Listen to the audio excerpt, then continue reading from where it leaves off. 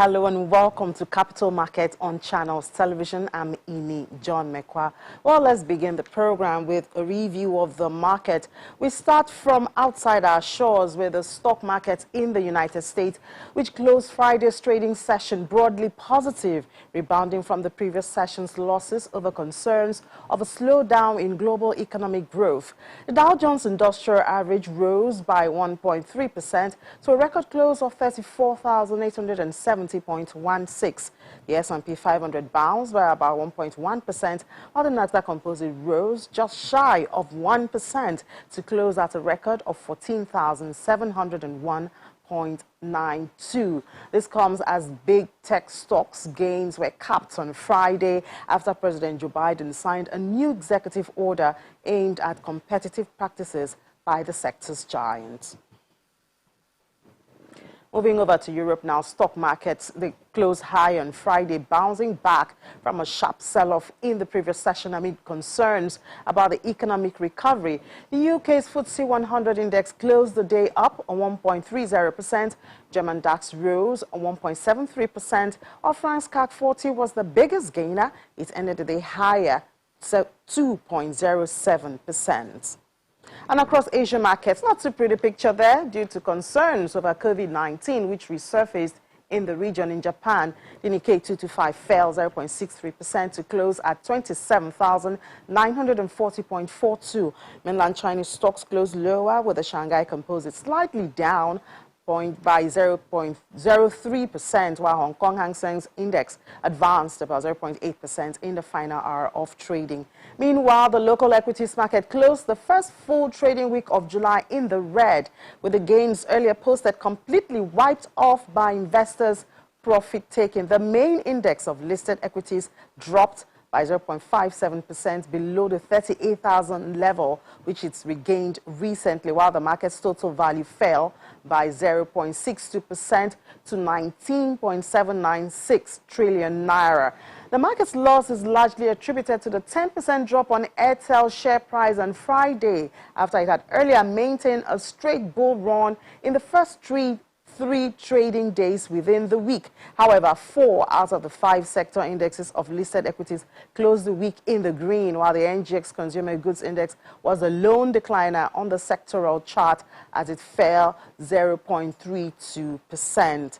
The activity level of the market was impressive as volume of shares traded in the 5 trading sessions were higher by 32% at 1.34 billion shares changed hands for 12.14 billion naira in over 21,500 transactions.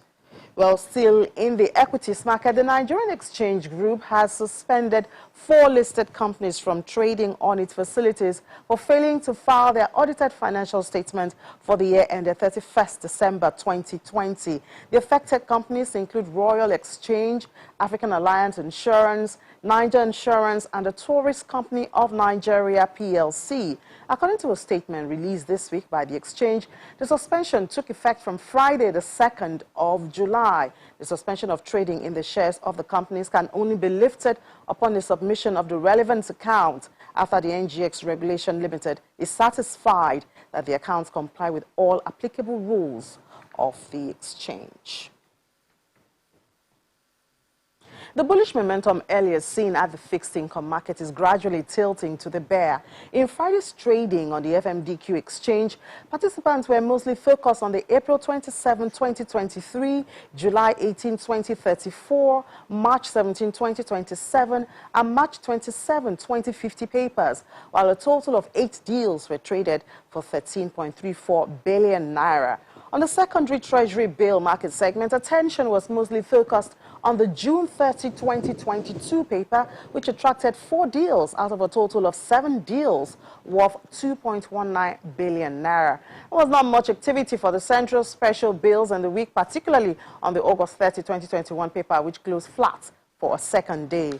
Meanwhile, at the open market operation segment of the fixed income market, activity was almost muted on Friday as attention was focused only on May 21, 2022 paper, which recorded 1 deal worth 1.03 billion naira, and that also accounted for the total activity for the week.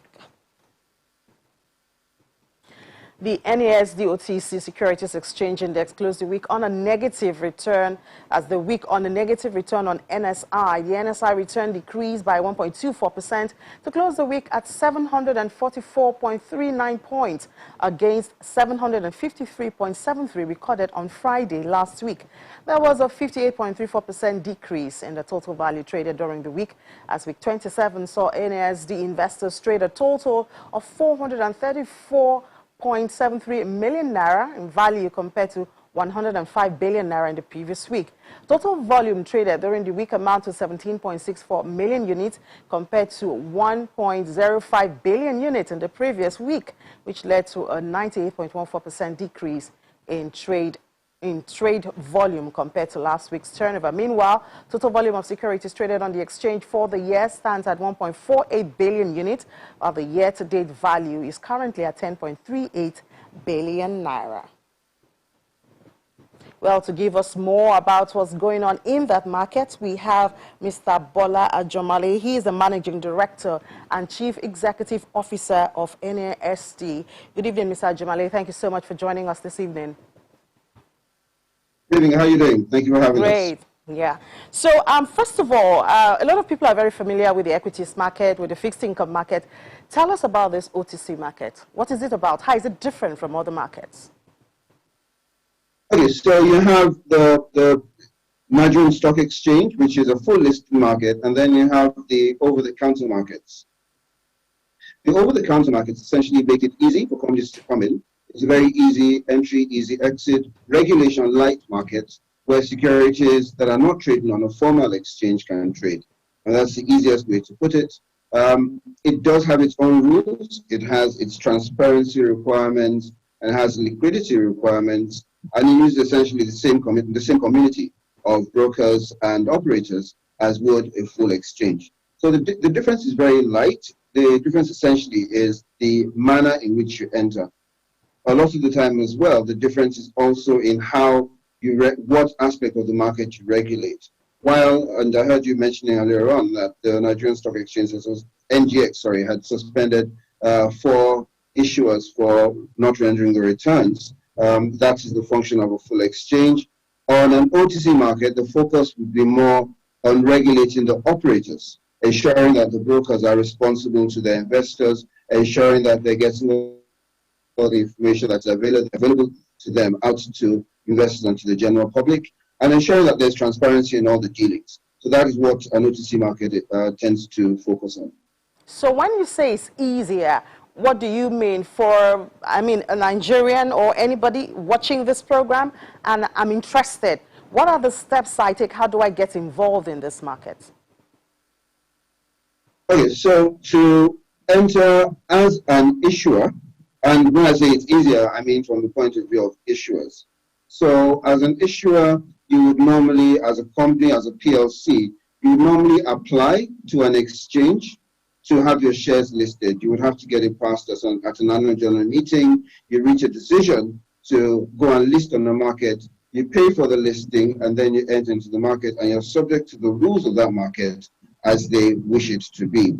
In the case of an OTC market, what tends to happen is that even an investor who holds shares in a public company, that investor can bring those shares into the market and say, I want to trade these shares in this market. There is no other place for me to trade them. They are not listed on any other market. I therefore want to trade them on the over-the-counter market where I'll get transparency and where the operator who is selling my shares on my behalf is responsible to certain rules and codes of practice. And so when I say easier, I mean it is not the issuer that brings themselves into the market. It's actually the investors who bring their shares into trade on the market. That's the general terminology of easier that we mentioned. Okay, so this also covers the investors. Is the investor is the one coming into the market? Because when you say it's easier, then people also think it might also be easier to manipulate or easier to lose one's money. So what assurances are covering people in that area?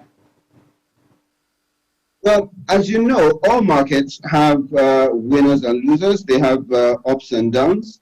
Indeed, if there were no ups and downs, they wouldn't be markets. If they were all the way up, or if it was all the way level, then it wouldn't really be much of a market if it was a set price. So there will always be changes in prices.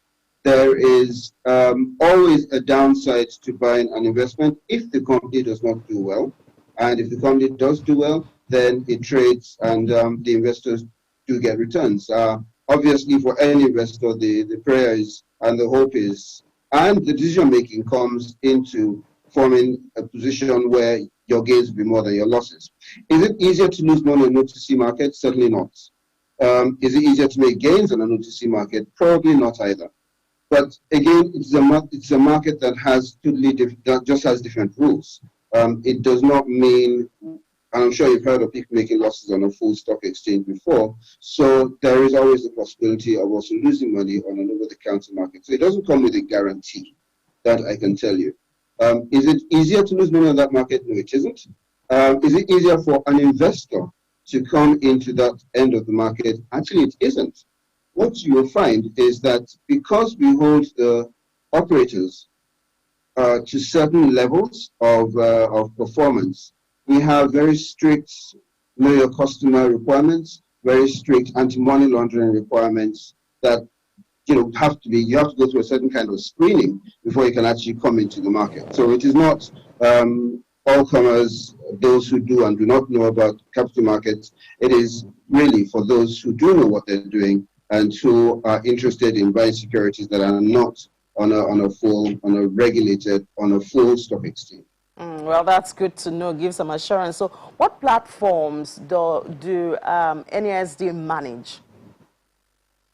Okay, so the way NSD works is we cover a range of operations. We work both on the primary market side and on the secondary market side. On the secondary market, our first platform is a full trading platform, which I'd say is our flagship. That is the closest to what you have to a full securities exchange. And that is an automated trading matching engine. We started using that before now. We've used two engines, and this is the third version of our trading platform. And that automatically matches your transactions. So all you need to do is put in your transaction, put in your preferred bid or offer price, and you get your deal done for as long as there's somebody on the other end of that transaction. That's the first end, and that's run under NSD OTC Securities Exchange. On the another type of secondary market activity that we run is also organizing smaller boutique shops or smaller boutique markets for smaller groups of people who come together and say, we want to trade this particular security among ourselves. That tends not to be public securities, it tends to be private securities. Let's say you have 40 shareholders or 45 shareholders who want to trade among themselves. NSD provides them with a platform whereby they can, in an organized manner, swap their holdings among themselves. On the primary side of the market, we then have a donor crowdfunding platform, which allows, obviously, donors to put down money towards projects and towards causes. It's not a full equity investing platform, and that's because we're still in the process of regularizing with Securities Exchange Commission to go into a full equity crowdfunding platform. And then we also have an enterprise portal, which is another platform which is more focused on the private equity side of things, and venture capital, where venture capital can actually fund budding projects and growth projects. All right. Well, Mr. Ajomale, so we run 4 platforms. All right. So do hold your thoughts. We do have more questions for you, but we need to take a short break now. When we come back, we'll continue this conversation with Mr. Bola Ajomale, the CEO of NSD OTC. Stay with us. Welcome back. You're still watching Capital Market on Channels Television, and we still have Mr. Bola Ajomale, the Managing Director and Chief Executive Officer of NSD OTC Exchange. Thank you for staying on with us, Mr. Ajomale. Good to have you back after the break. So share with us some strategies that you are using to increase investment, and of course, increase the wealth of your investors in your markets. Yeah. So the way we operate is we focus first and foremost. There was a time when there was a very large market that no one knew where it was, and it wasn't very organized. You couldn't tell the returns that were being generated. People would come up with numbers, but they weren't verified. And so what we are doing is we're creating, first and foremost, a lot of transparency around those numbers for people who want to trade.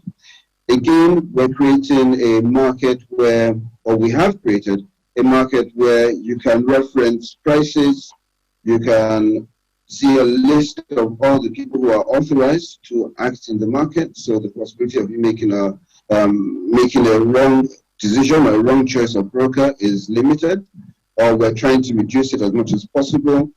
We are teamed up and locked in with the central clearing system. So again, the possibility of you making a loss by investing and you not getting your shares, or you selling and you not getting your money, that is totally removed as well. So those are the kind of things we're doing to make sure, first of all, there is safety in the market. In terms of making sure that investors make gains, we have a bit less power over. That depends on the performance of the companies. Indeed, some of the companies that are on the market are regular dividend payers. Some of them are in the oil and gas industry, and they're doing well. We've got some in the food and beverage industry, they're doing well. We've got some in the insurance industry who are quite comfortable as well. And on the other side as well, we've got those that come from stressed industries. Just like with any other market, it represents the whole spectrum of the economy. You have some that are in the manufacturing sector that are going through a certain amount of stress as a result of maybe the foreign exchange conditions of the country, or them sourcing their raw materials.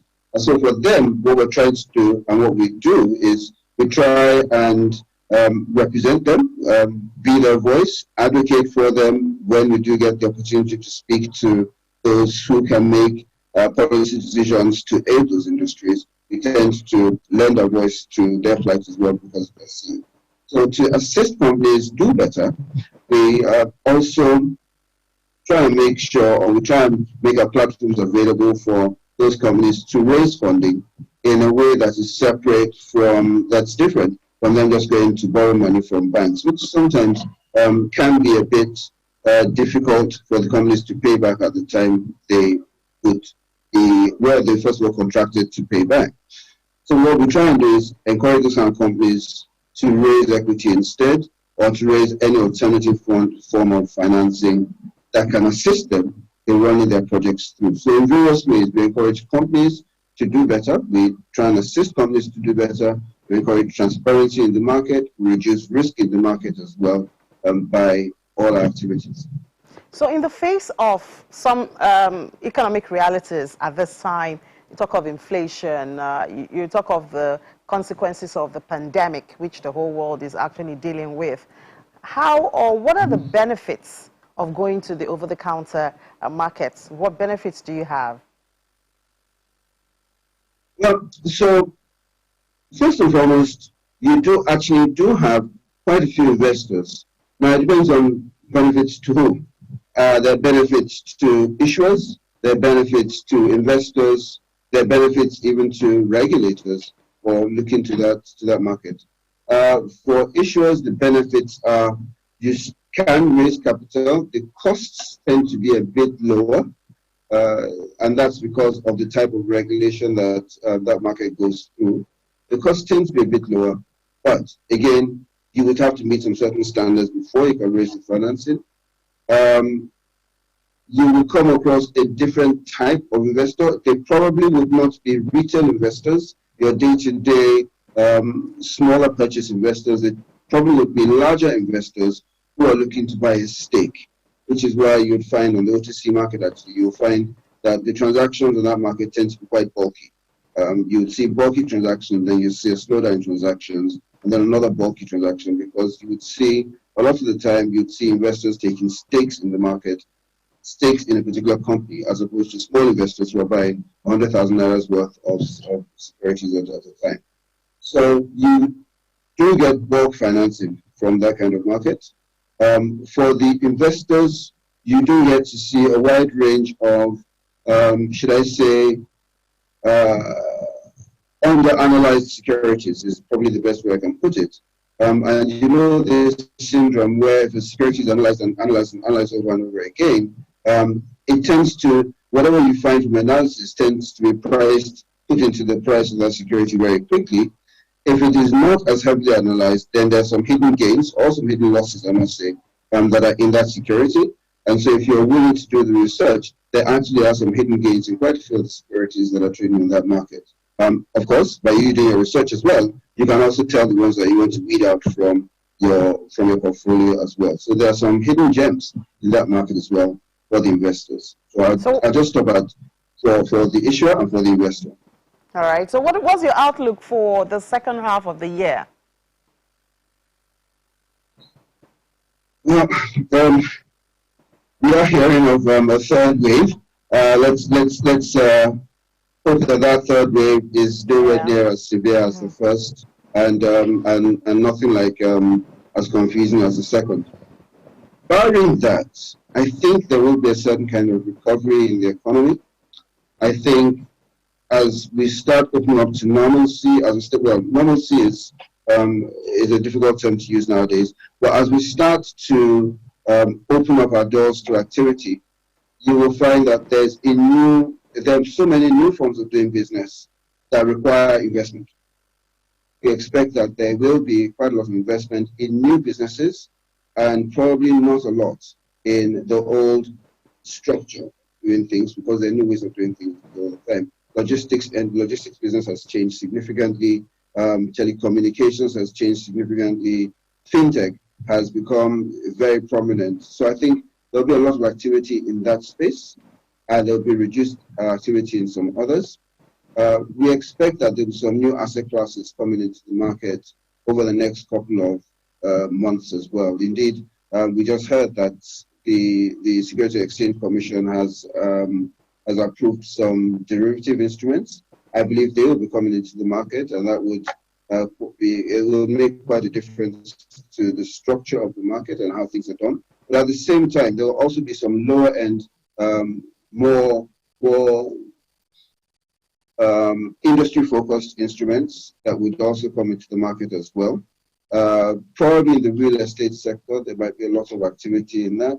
I think there'll be some new asset classes in the digital space as well. Already, remember, SEC has signaled that it is in favor of digital securities. NSD, for example, is anticipating that that is going to happen, and we're already positioning towards that. So I think there'll be a lot of developments in the digital space. There'll be a lot of, there will be some scale back from the traditional forms of investment, and there'll be some new areas that will be opened up. All right, just before we let you go, Mr. Ajamale, you know, even in the equities, some investors or potential investors complain about the paperwork and the bureaucracy before you get involved. Is your process, is it digital, so it's easy for people to get in and get out of the market?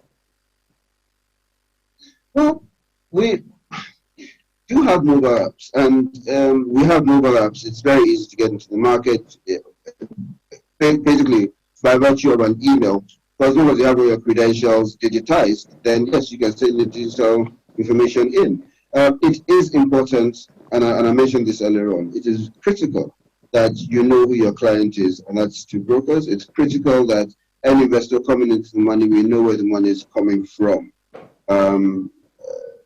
It's important, maybe not critical, but important that it's coming from a source that is defendable, and it's coming from a source that if you sell to that kind of client, then no one's going to come back to you and say that's our money. So you forfeit the shares and you forfeit the money. It's just important that we have an organized system. So because of that, it's important that we know who we're dealing with. And because we need to know who we're dealing with, you will have to provide information. Maybe in the form of paper. We, for the whole of last year, we dealt with very little paper last year. We have dealt with very little paper this year. It's not likely we're going to go back to carrying big files and certificates around. It's not going to happen. In fact, a lot of exchanges are moving on to blockchain. Yeah, I So guess you will find that that's one of the benefits of COVID. I mean, that taught us to be virtual, correct, forced us to be virtual. But correct, we just have to correct. stop it there, Mr. Jomale. Thank you so much for joining us on the show this evening. Mr. Bola Jomale is the Managing Director, Chief Executive Officer of NSD OTC Market. Enjoy the rest of your weekend. Thank you very much.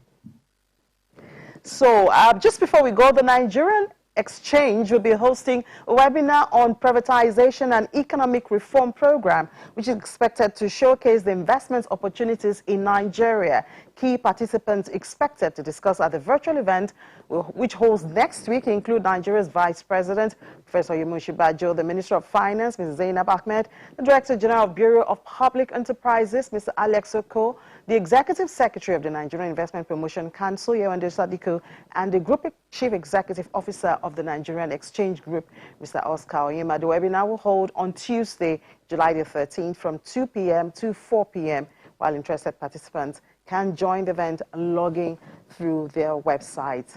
And you're all invited to make the most of that. Well, that's it on Capital Market for this week. Thank you so much for watching. I'm Ini John Mekwa. Enjoy the rest of your weekend.